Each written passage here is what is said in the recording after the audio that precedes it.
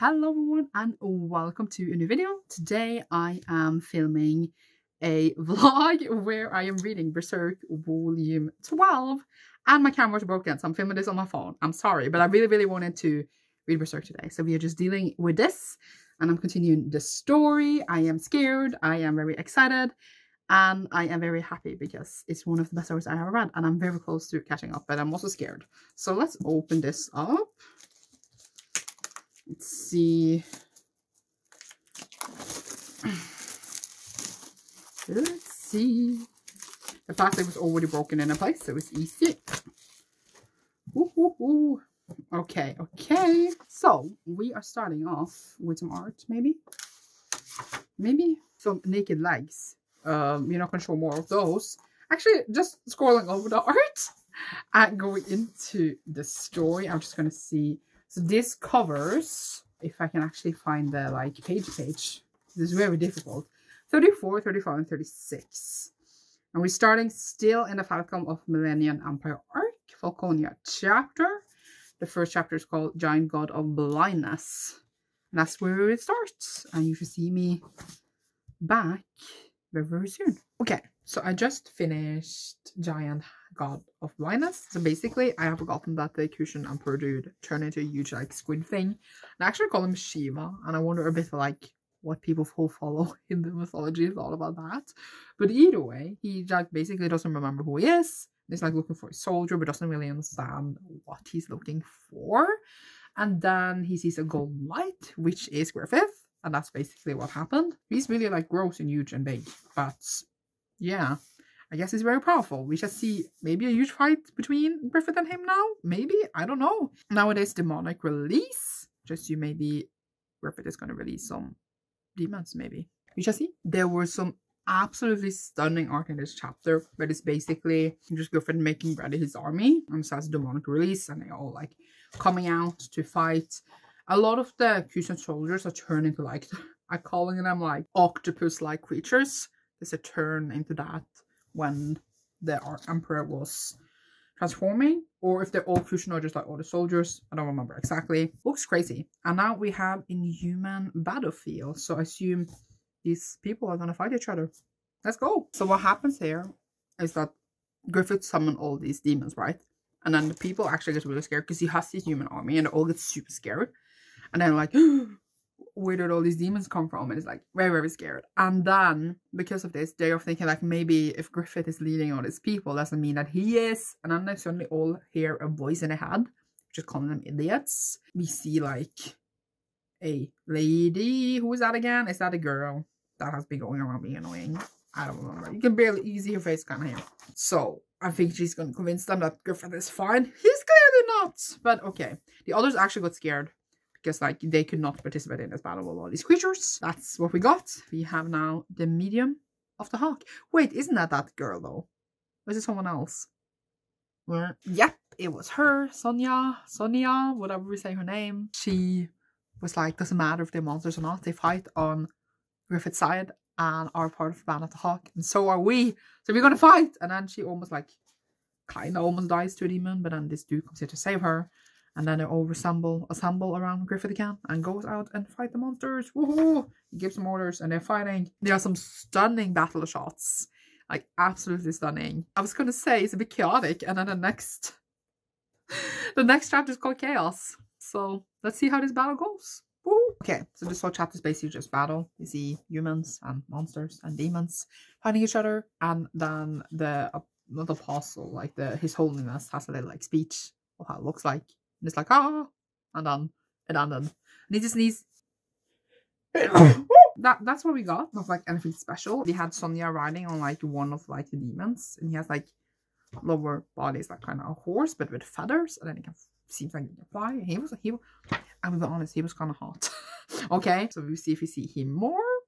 We shall see. And now we have the flight. Who's fighting, running away? I don't think it will be Griffith at them. So maybe the Kushan. Maybe we are done with defeating them. But if we're done defeating them, has Griffith just won then? I don't know. Let's see. This whole chapter was just stunning shots of Griffith riding on Saad up to like the Kusian Emperor. He's like kind of inside of him where his like head is, and I assume he's gonna like slay him. That was why it's called the flight, but I guess he was flying on Sod. It was just so beautiful. Like I cannot comprehend like how beautiful like these shots are, and shots, drawings, like look at this, it's so pretty. And I absolutely love it. Like it was like, it's not like a lot of dialogue right now, it's just beautiful, beautiful art, and my heart can't take it, honestly. So now we have Back Lightning. I don't know what's gonna happen, but we know that the Kusian Emperor, aka I like to call him Zeus, likes lightning. So let's see this chapter. Holy shit. Okay, so we actually have flashback first where we see Kusian as he grew up. One thing to observe, I don't know why it was chosen like this, but when we draw the Kusian as like, they don't really have facial like features, they're just like kind of like a black shadows. I don't know if it's because it's not important how they really look like, but I think it's just interesting that they are represented like that while others have not. I don't know. But either way, apparently his mother tried to poison him when he was a child, but he survived. And then he got a son and a wife, but he was away for many years for war. He came back and the son tried to poison him as well. But he survived because he had gotten a Balhide when he was traveling, like around the fighting and stuff. And then he became like a Zeus apostle thingy person with Kusian we have seen. Now he's like seeing the lights, which is obviously Griffith.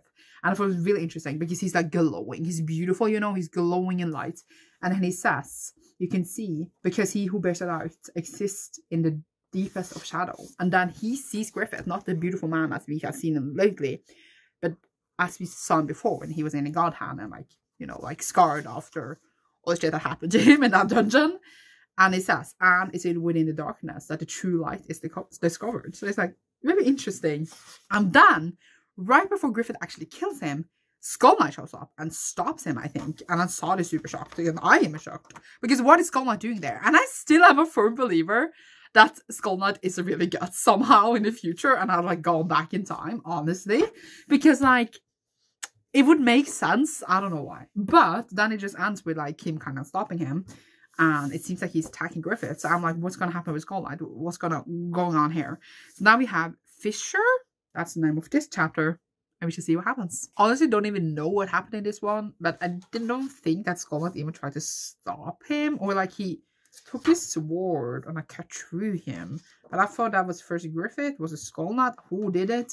And then this cut, like, it's like a cut in the middle of the face of like the Kusian Emperor.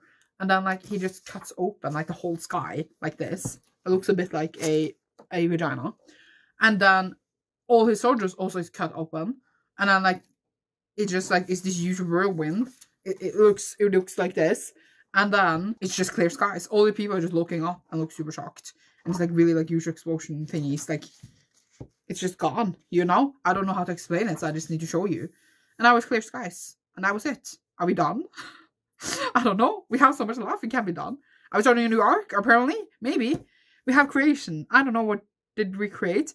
It seems like Griffith said that they cut something. A door have opened. What door? I don't know. But we will find out. Okay. So it seems like when we said a door was opening, it literally was opening. It seems like there is now just demons loose. Like everyone is like kind of burning or melting away, but I don't know if it's like an expression of art or if that's what's like actually happening. We get like a flashback over to Guest on the ship and it's like melting away, but we also saw other people melting away, like the people watching earlier in the chapter, and I thought it was just like whoosh, like kind of mist. But we see like the planet is not like covered, like it's like halfway covered, like the door opened through the Kusian dude. I don't even know what's going on there. And then suddenly we see like a random peaceful village and this snake creature comes out to attack like some random people there. And there's unicorns. So like a doorway is open for demons to just walk through easily. I don't know exactly what happened, but something has happened and something has changed. And now we have Fantasia. So we just see. We literally just see many, many different places. Many, many different creatures. Waking, returning. Like they say that they have told these stories about these different creatures for a long while. And now they are back or something. And I'm like, so they're loose now? They're like, because like myths are kind of like a bit forgotten, but now they have returned?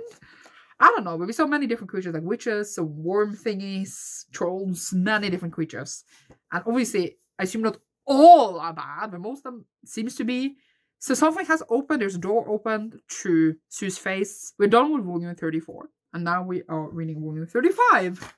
But I don't know if I like I don't like this. This is not going well. And Guts of them are they're just trying to get to peace. And it's just not happening. And we are still in Falcon of the Millennium Empire arc, Falconia chapter. Have we been in Falconia all this time? Wait, it says Falconia is the next chapter. And then we actually start a new arc and a new chapter. It's like right underneath. So I would say the name of that when I read the next chapter. I love that the next like volume had like one chapter left in that arc. And I think it's funny. So yeah, Falconia, you know, Falcon, Hawk, blah, blah, blah. Let's go. Falconia is done, which is apparently the capital of the Hawk, which is apparently an ancient Windham city that sunk and now has returned. And it's like a beautiful, huge city. And it's like falcons and like stuff everywhere, like bird-like things. It's very pretty. I was trying to find like a shot of the city, but it was very difficult. Like here. And they all like streaming into the city, which is now the new capital, which just appeared. Don't exactly know how this happened, but it happened. And now we're going to the next arc, which didn't actually say in the beginning of this, so I need to go back and look what it is called. It is called the Fantasia arc, Elf Island chapter. Elf Island, I assume maybe Guts will actually finally arrive.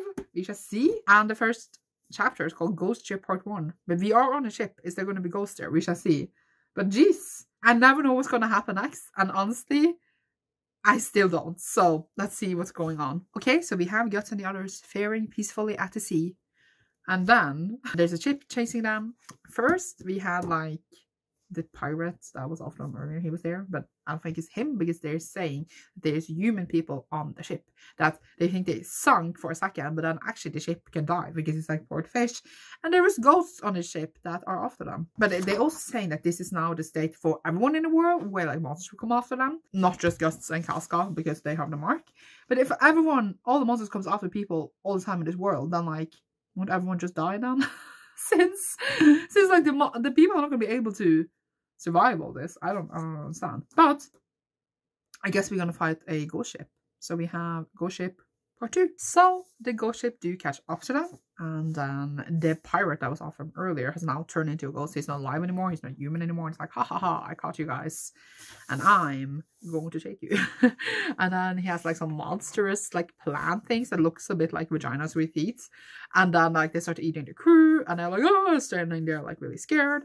And then Guts shows up and it's like, guess I'm starving too, because they, like, the plant vaginas were starving. And he's like, tell me, are these things edible? And he's showing up and they're like, oh, because he's gonna save the day. Oh, I love him so much. Either way, we have Ghost Ship Part 3.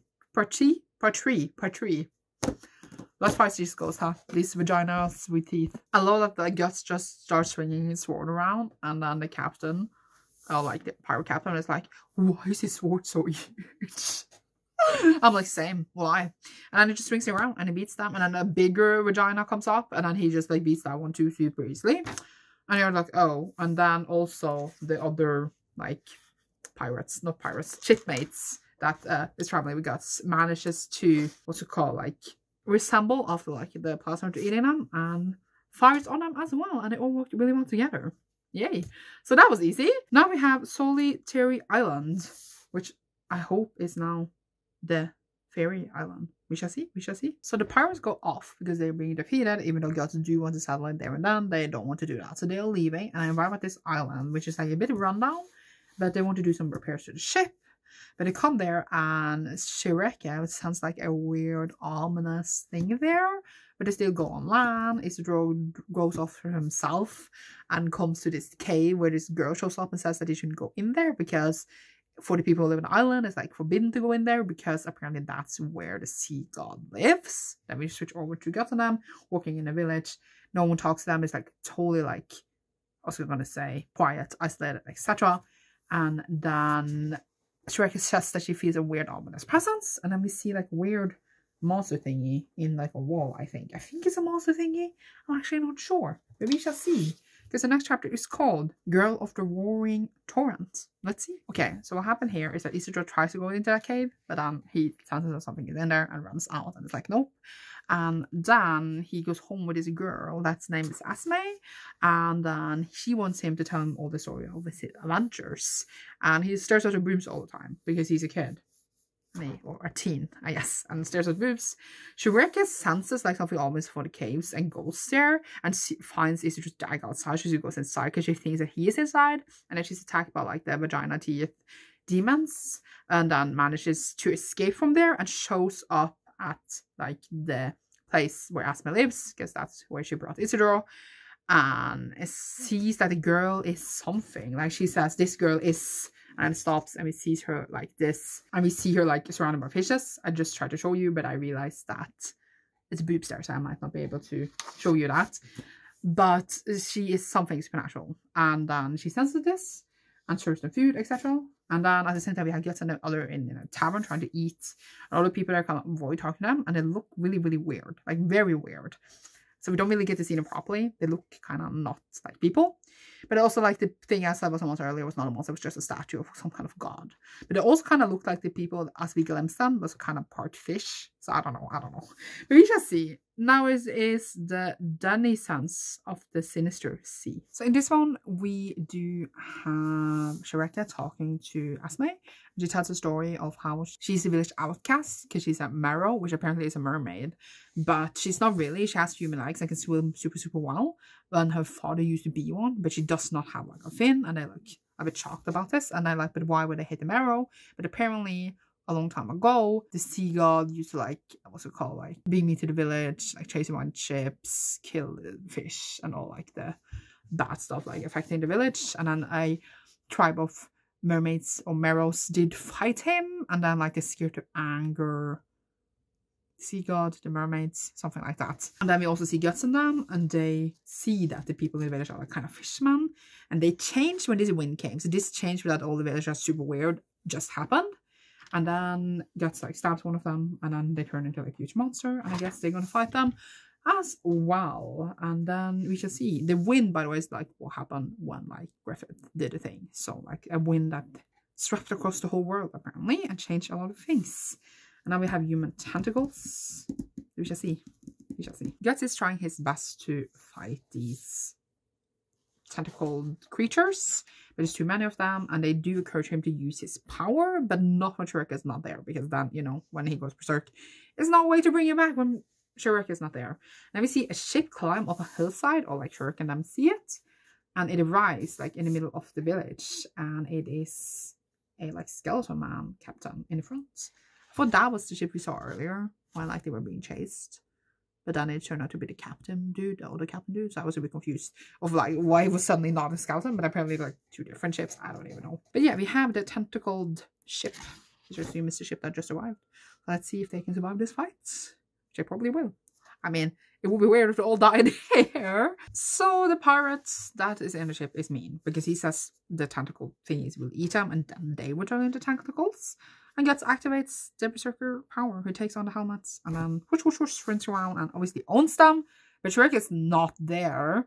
So will she be there in time? Or would someone else be able to bring him back? Or is he just going to murder one of them? Who knows? But we are actually already done with volume 35. We're now to volume 36. And I'm not ready. I'm not ready. So we're still in Fantasania, I can't say the word anymore, even though I did it earlier.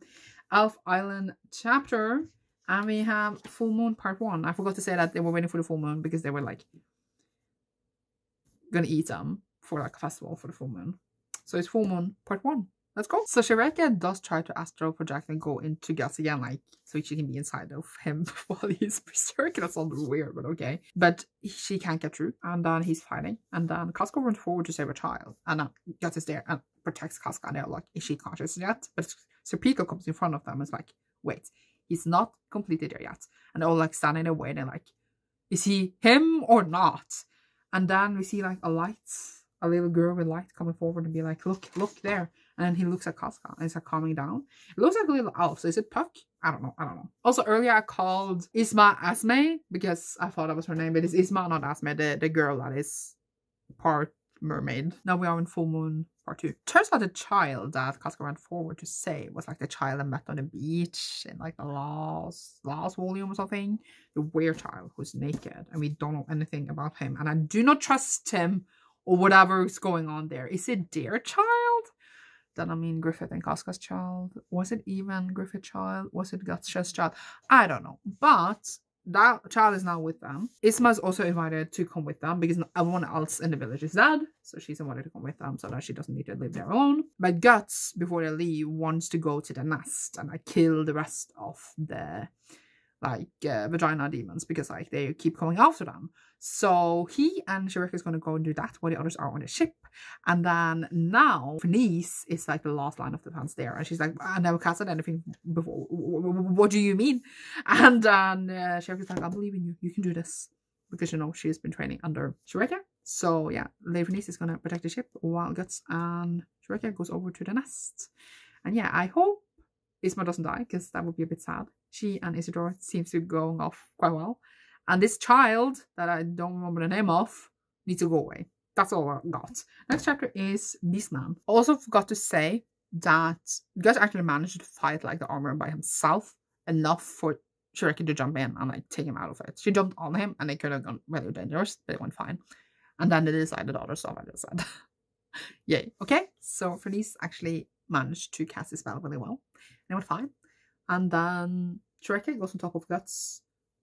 And then he takes on his armor, and then like her body jumps off, and she's like there in astral form. They go over to the cave, while the others are left behind. I'm gonna protect the body and the ship, and keep an eye on that weird boy.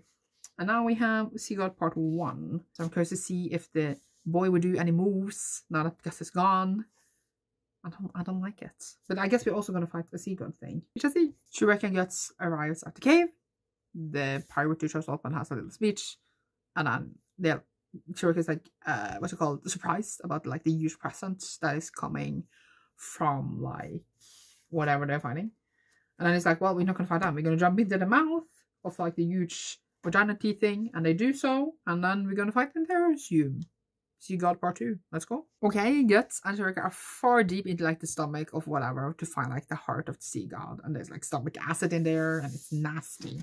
And they like kind of can find a pulse, because you know Shuriken can sense it. We switch over to the other ship with Lady Fenice and Casca and them, and they are being attacked by the pirate dude that has been hunting them. I think, is it the same one? We saw Skull Dude earlier, and now it's the pirate dude with a hat and moustache. Are they the same person, or are they two different pirates? I think they're the same, but they just look different. I guess it's because they look more dead sometimes than not. I don't even know. But he's attacking them, so they're also under attack while Gus is gone. So hopefully it will all go fine.